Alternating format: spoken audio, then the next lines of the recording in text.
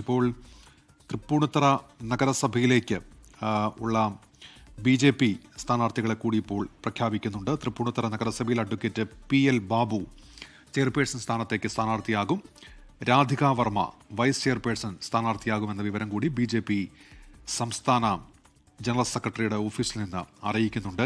തിരുവനന്തപുരം നഗരസഭയിലേക്കും ഒപ്പം Tripunithura നഗരസഭയിലേക്കുമുള്ള mayor, deputy mayor സ്ഥാനാർത്ഥികളെയാണ് ഇപ്പോൾ പ്രഖ്യാപിച്ചിരിക്കുന്നത്.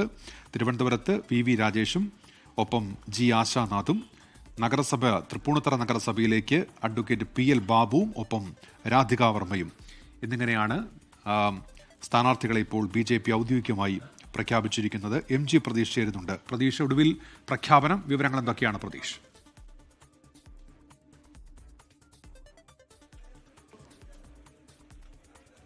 ഉന്മേഷ, നീണ്ട അനിശ്ചിതത്വങ്ങൾക്കൊടുവിലാണ് തിരുവനന്തപുരം കോർപ്പറേഷനിലെ BJP മേയർ ആര് എന്ന കാര്യത്തിൽ ഒരു പ്രഖ്യാപനം, ഔദ്യോഗിക പ്രഖ്യാപനം വന്നത്. VV രാജേഷിനെ തിരുവനന്തപുരം കോർപ്പറേഷനിലെ BJP മേയർ സ്ഥാനാർത്ഥിയായും ആശാനാഥിനെ ഡെപ്യൂട്ടി മേയർ സ്ഥാനാർത്ഥിയായും അല്പസമയം മുമ്പ് പ്രഖ്യാപിച്ചു. രാജീവ് ചന്ദ്രശേഖറിന് വേണ്ടി S സുരേഷാണ് ഈ പ്രഖ്യാപനം നടത്തിയിട്ടുള്ളത്.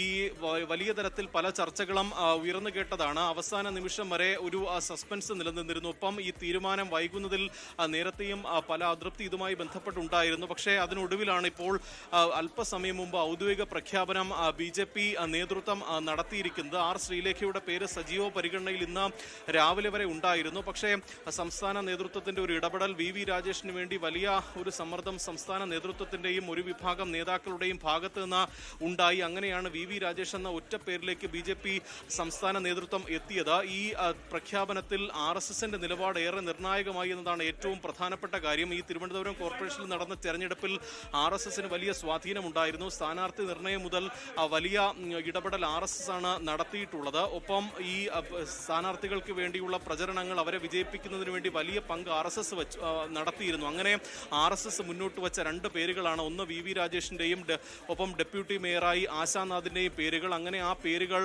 BJP സംസ്ഥാന നേതൃത്വം അംഗീകരിക്കുകയായിരുന്നു. ഒപ്പം ഈ K സുരേന്ദ്രനും ഒപ്പം V മുരളീധരന്റെയും ഒക്കെ തന്നെ നിലപാട് VV രാജേഷിന് അനുകൂലമായിരുന്നു. തിരുവനന്തപുരം കോർപ്പറേഷൻ BJP സംബന്ധിച്ച് വളരെ നിർണായകമായ ഒരിടം കൂടിയാണ്. ഈ സംസ്ഥാനം പിടിക്കാനുള്ള ആദ്യത്തെ ഒരു ചുവടുവയ്പായി കൂടി കോർപ്പറേഷനിലെ ഭരണം പിടിച്ചതിലൂടെ BJP കാണുന്നുണ്ട്. കേന്ദ്ര നേതൃത്വവും വളരെ ഉറ്റുനോക്കുന്ന ഒരിടം കൂടിയാണ്. അങ്ങനെ എല്ലാ ഘടകങ്ങളും VV രാജേഷിന് അനുകൂലമായതോടു കൂടിയാണ് സംസ്ഥാന നേതൃത്വം ആ VV രാജേഷ് എന്ന പേരിലേക്ക് എത്തിയിട്ടുള്ളത്. ഒപ്പം രാഷ്ട്രീയക്കാരൻ തന്നെ തിരുവനന്തപുരം കോർപ്പറേഷനിൽ മേയറായി വരണമെന്നൊരു അഭിപ്രായം ഭൂരിഭാഗം കൗൺസിൽ അംഗങ്ങളും മുന്നോട്ട് വച്ചു. കാരണം ഇനി നിയമസഭാ തെരഞ്ഞെടുപ്പ് വരികയാണ്. വലിയ രാഷ്ട്രീയ ഏറ്റുമുട്ടലുകൾക്ക് കൂടി വേദിയാകുന്ന ഒരിടം കൂടിയാണ്.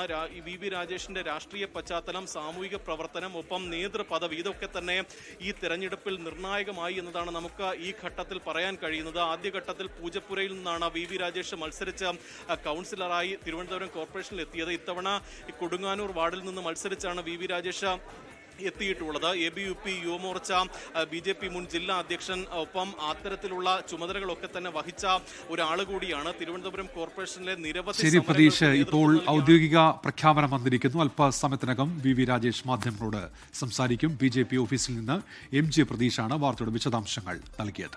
ലോകത്തെവിടെയായാലും ഏത് സമയത്തും 24 വാർത്തകളും ഓഗ്മെന്റഡ് റിയാലിറ്റി പാക്കേജുകളും എക്സ്പ്ലെയിനറുകളും വിശദമായി കാണാൻ ഞങ്ങളുടെ YouTube ചാനൽ നിങ്ങൾക്ക് സബ്സ്ക്രൈബ് ചെയ്യാം.